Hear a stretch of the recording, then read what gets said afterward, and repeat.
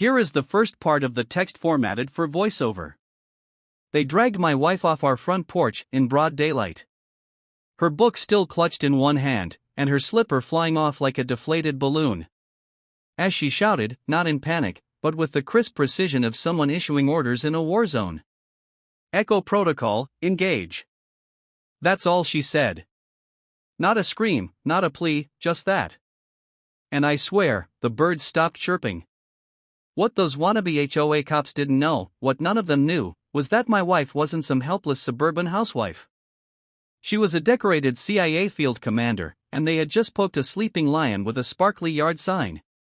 It started like any other Thursday. Our porch was bathed in warm morning sun, coffee steam curling in the air, the scent of lilacs floating over from Mrs. Perkins' yard next door. My wife, Jen, was flipping through her usual thriller novel, the kind with spy drones and secret bases and double-crossing diplomats. I sat beside her, half listening to a podcast about how to grill the perfect steak. That was the vibe, until the HOA golf cart rolled up like we owed them rent in a war zone. There were 3 of them. Clipboard Carl, Walkie-Talkie Todd, and Karen the Karen.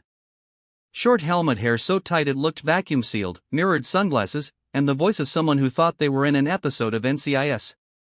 They wore navy blue polos stitched with the words Community Safety Team, which is HOA for we have absolutely no legal authority but love making your life miserable. Ma'am, Karen barked, stepping onto our lawn like she was storming Normandy, you are in violation of Section 12, Clause C. No politically disruptive literature may be displayed in public view. Jen blinked at her. It's a novel, she said. Fiction. Spy fiction. Doesn't matter, said Walkie-Talkie Todd. It promotes espionage. This is a safe neighborhood. You're holding a walkie-talkie with SpongeBob stickers, Jen replied, not even looking up from her page. Karen didn't like that. She never liked when people didn't tremble at her laminated rulebook. She called it the code. I called it the Karen Graham. That book had more made-up laws than a cartoon courtroom. You are being non-compliant, Karen said, pulling out a form labeled Level 3 Infraction Warning, Final Notice. Jen just turned the page and sipped her coffee. And that's when Clipboard Carl said it. Remove her from the porch. I laughed. I genuinely thought it was a joke. Who says that outside of a poorly acted community theater play? But then they moved. They actually moved. Carl grabbed one arm, Todd grabbed the other. Jen didn't resist, not at first. She looked at me with this little smile, a calm, knowing smile. The same one she wore when we got lost in Istanbul but somehow found our way to a rooftop cafe with the best lamb skewers I've ever tasted. That smile meant, let it happen. They have no idea what's coming. She dropped her book. Her slipper went flying. Karen shouted something about neighborhood safety and maintaining peace through discipline. Jen's feet dragged. She didn't yell, didn't struggle, just pressed her thumb to her ring and whispered, Echo Protocol, engage. They had barely gotten her to the sidewalk when it happened. A single black SUV pulled up so fast it made the mailbox wobble. Tinted windows, silent engine. Out stepped a man in a black suit with mirrored aviators and the kind of posture that screamed, "You're not in charge here." He didn't look at the clipboard. He didn't speak to Karen. He just walked up to me and said, "Sir, I'm Agent Walker." Where is Commander Jennings? Now, I've known my wife for 12 years. I know her quirks, her secret craving for those awful gas station pickles, her terrifying ability to beat anyone at poker with a straight face. But even I didn't know they called her Commander Jennings. In their custody, I said, pointing to the trio awkwardly holding my wife like she was a folding chair. Walker turned his head slowly. They what? Karen stepped forward. Excuse me, sir, but we're conducting a civilian detainment for Walker cut her off like a guillotine. This woman is a ranking officer in the Central Intelligence Agency and has full diplomatic immunity under active recovery protocol. You've just committed a federal offense. The back. Now. Todd dropped Jen like she was radioactive. Carl turned pale. Karen tried to argue, but it came out as sputtering nonsense about community code and patriotic duty. Jen stood, dusted herself off, and walked back to our porch like she was returning from a light jog. "Told you," she said to me, picking up her book like nothing had happened. The SUV didn't leave. 2 more pulled up. Neighbors peeked through their blinds. Some filmed it, others gawked. One lady clutched her pearls and muttered, "Terrorists," under her breath. The HOA power trio stood there frozen as agents swarmed the street. Not sirens, not flashing lights, just silent efficiency and a very uncomfortable Karen trying to hide her clipboard behind her back. Agent Walker turned to me and handed me a phone. "There's more you need to know, sir. We believe this HOA has been involved in more than just civic bullying. Your wife's mission here wasn't just retirement. It was surveillance." I blinked. "Come again?" Jen sighed, placing her bookmark between the pages. "I was supposed to stay off-grid, observe, not engage. But they just dragged me off my own porch. That qualifies as engagement." Turns out, our neighborhood wasn't just full of fussy retirees and lawn-obsessed boomers. The HOA had been funneling resident fees into something deeper, something digital, shady, and possibly international. Crypto laundering, shell companies, surveillance drones disguised as birdhouses. And the board? They were pawns, but dangerously stupid ones, which in the right hands is worse than evil. Jen nodded toward the street as a mobile intel van unrolled its satellite dish. "Well," she said, "looks like this porch war just went global." And just like that, everything I thought I knew about suburban peace shattered. My wife wasn't just the smartest person in book club. She was the reason our house hadn't already been bugged by foreign nationals posing as pest control. And the HOA? Oh, they were about to learn what real authority looks like. By the time the sun set that evening, Karen had gone from HOA president to neighborhood pariah, though she was still stomping around like she was 5 minutes away from a press conference. Of course, none of that stopped her from trying to act like the day's events had been a miscommunication. She even printed out a fake apology letter and had walkie-talkie Todd deliver it in a plastic binder, like that made it more official. My wife read it, snorted, and used it to light the citronella candle on the porch. That was the mood in our house now. Calm, calculated, and with a faint scent of lemon smoke in the air. Inside, the basement had changed overnight. What was once a man cave filled with workout gear and a sadly neglected ping-pong table had been converted into what I can only describe as a low-key CIA ops room. There were monitors, encrypted comms, a satellite uplink on a rotating dish, and a mini-fridge stocked with kombucha and cold brew. My wife sat at the desk like she had never left the field, hands moving over a keyboard faster than my eyes could follow. She didn't say much, but I could tell by the faint frown between her brows that things were deeper than a few clipboard warriors and a power-drunk Karen. She finally spoke after pulling up a map that looked suspiciously like our neighborhood overlaid with red and blue data points. "They weren't acting alone," she said. "The HOA didn't just overstep. They've been operating like they have actual jurisdiction." I blinked.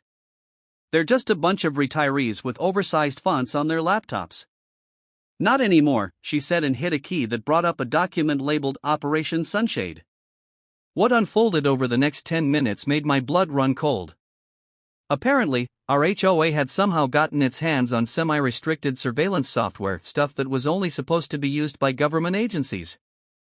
Not only that, but there were reports of encrypted financial transactions linked to offshore accounts. Jen believed someone higher up had slipped the tech to Karen and her crew as part of a test run. The neighborhood was being used as a sandbox for digital authoritarianism. The kicker? Karen had no idea how deep the hole she was digging actually went. She thought she was just keeping people from painting their doors purple or planting unauthorized succulents. But someone, somewhere, was watching and using her petty tyranny as a front for something more dangerous. "Time to go deeper," Jen said, standing and grabbing what looked like a makeup bag but unfolded into a full-fledged surveillance toolkit. I followed her outside where the air had cooled, but tension still buzzed like static. She released a tiny drone that resembled a hummingbird. It zipped off toward Karen's house while she pulled out a pair of augmented glasses and linked to its feed. We watched as the drone flitted through an open upstairs window and landed quietly on a bookshelf covered in cat figurines and poorly framed motivational quotes.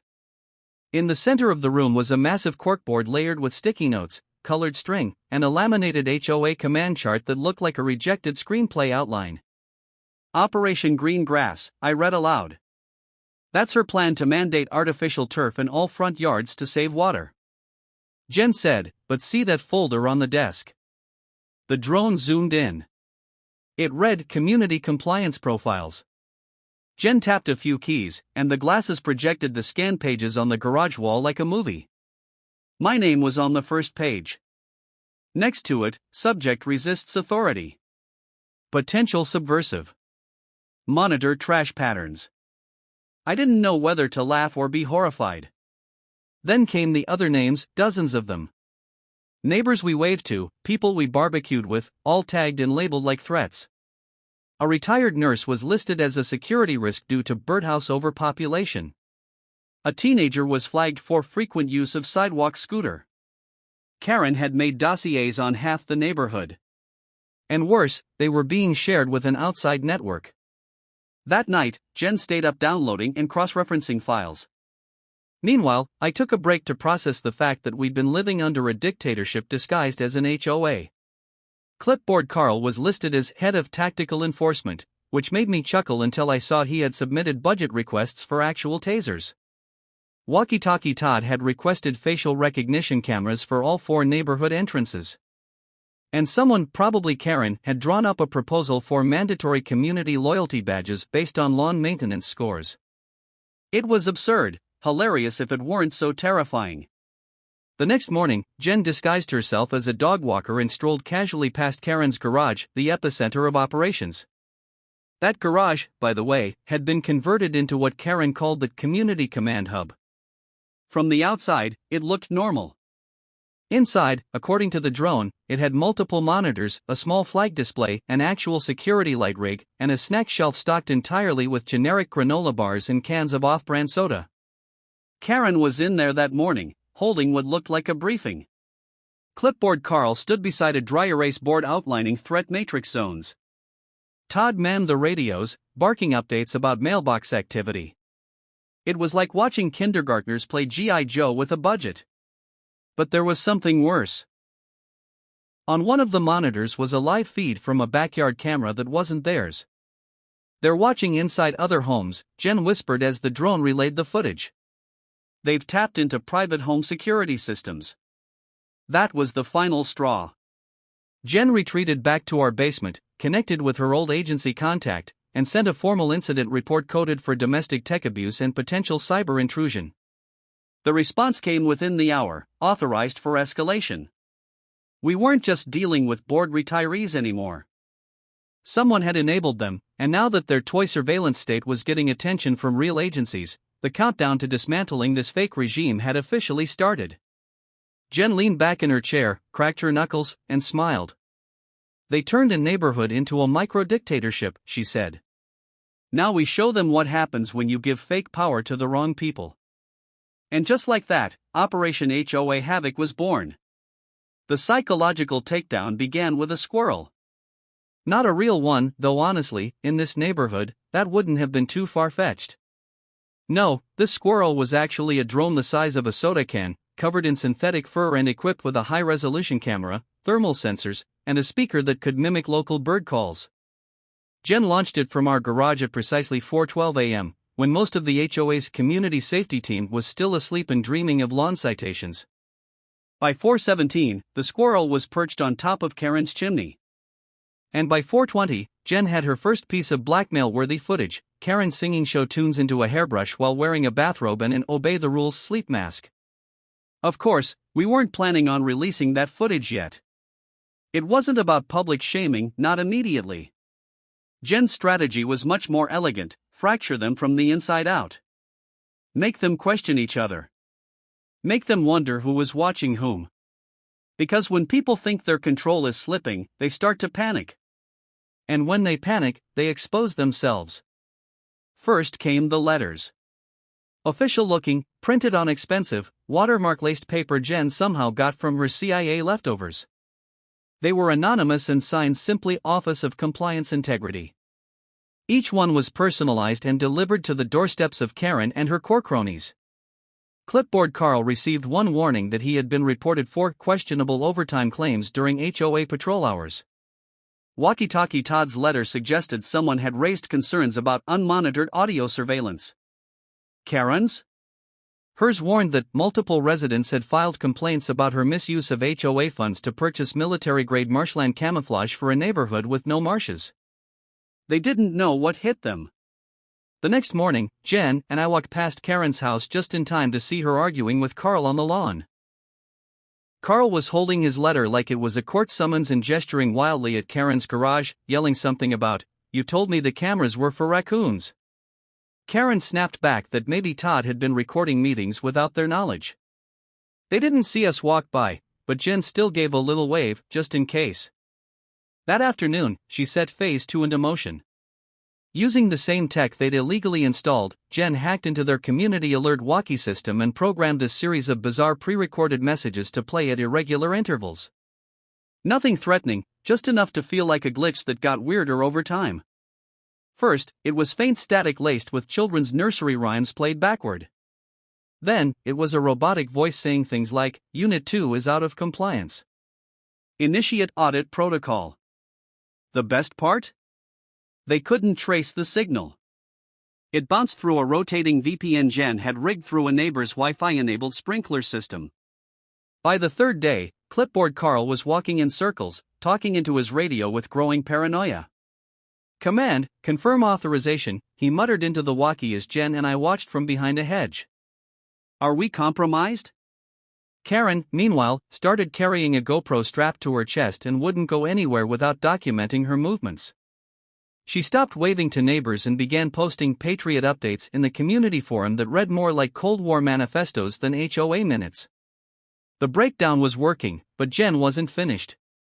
She contacted a few neighbors, the quiet ones, the ones who'd stopped going to HOA meetings and who never put up seasonal decorations.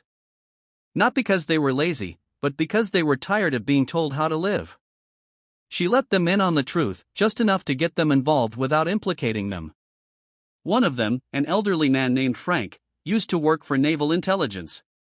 Another was a data analyst turned stay-at-home dad who'd built an AI that could create fake social media personas. Together, they helped seed rumors throughout the HOA Facebook group. One post claimed a new secret audit was targeting board members for possible psychological evaluations.